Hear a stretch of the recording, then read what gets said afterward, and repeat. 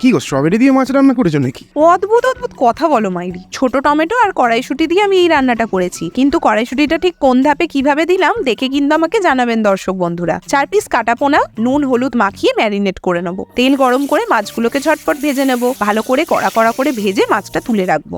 কড়ার মধ্যে জিরে ফোড়ন দিয়ে দিলাম, সাথে দেবো পাতলা পাতলা করে কাটা পেঁয়াজ আর 2টো এলাচ। একটু বাদামি বাদামি করে পেঁয়াজটা ভেজে নিতে হবে। তারপরেই আমরা এর মধ্যে দিয়ে দেবো একটা বড় চামচ আদা রসুন বাটা। ভালো করে মশলাটা ভেজে নিতে হবে। দিয়ে দেবো অল্প হলুদ, সাথে 1 চামচ লঙ্কার গুঁড়ো, 1/4 চামচ করে দিয়ে দেবো জিরে গুঁড়ো, ধনে গুঁড়ো, সাথে স্বাদ মতো নুন। মশলাটা কষানো হয়ে গেলে এর মধ্যেই আমরা দিয়ে দেবো 1/2 কাপ কড়াইশুঁটি বাটা। এটা দিয়ে আরো 1-1.5 মিনিট কষিয়ে নিতে হবে।